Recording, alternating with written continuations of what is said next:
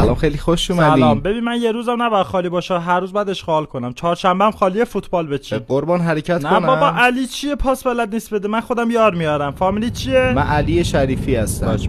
ببین من یکی از دوستای خیلی قدیمیم شریفی رو میارم، فوتبالش خوبه. قربان من اصلا فوتبال بلد نیستم. من شریفی شما همه. سلام وقتتون بخیر. آقای کریمی درسته؟ از کجا فامیلیمو میدونی؟ قربان فقط میخواستم بدونم مسافر رو درست سوار کردم یا نه. همین لابد اسم منم میدونی حتما. اسم شریفتون که نه اسمتون رو نمیدونم. اسممو برای چی میخوای یه بدی؟ اسم دیگه. سلام خانم، خیلی خوش اومدین. سلام وقتتون بخیر باشه. ببخشید جسارتا مقصدتون دو کوچه پایین‌تره، چون جی پی اس ها مشکل داره. من فکر کنم قاطی کرده باشه همه چی. راه حل داره آقا. من مبدا و مقصد منتخب استفاده کردم تو اپلیکیشن اسنپ، واسه همین هم مشکل مبدا میخورم توی لوکیشن زدنم، نه مقصد. چقدر جالب. همیشه شما تیر ماهیای راه حلی برای مشکلات دارین.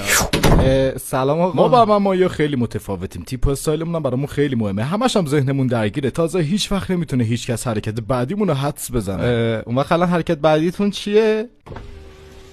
بله. خیلی هم عالی. سلام، خیلی خوش داداش اومدین. تکنو بذار عشق کنیم، با سرعت زیادم برو، هزینه اضافه هم میدم. قربان من اجازهشو ندارم. با فاز اصلا. بد نده دیگه، دست اندازم دیدی با سرعت پک کلم بخوره تو سقف. قربان این کارا اصلا صلاح ببین نیست. اصلا تو ماشین خوراکی براکشی تخمه داری؟ داشبورد تخمه نه داری؟ قربان تو رو خدا آروم پس باشی. بزن بریم شمال، بزن بریم شمال مهمون من. چته؟ سلام خانم، خیلی خوش اومدین. هالو دانکه. خانم بچی فوش میدی؟ دانکه به آلمانی یعنی ممنونم. آها خوشگله. دارم زبان پنجم آلمانی رو یاد میگیرم. قصد دارم برم موزه های ایتالیا آثار میکلانژ رو از نزدیک ببینم. بله به نقاشیاشونو. نه آقا رد پاشو، زمانی که داشت سقف کلیسای سیستین رو نقاشی میکرد بالا نردبون افتاد پایین و پاش شکست. هنوز کاشیای اونجا شکسته و رد پای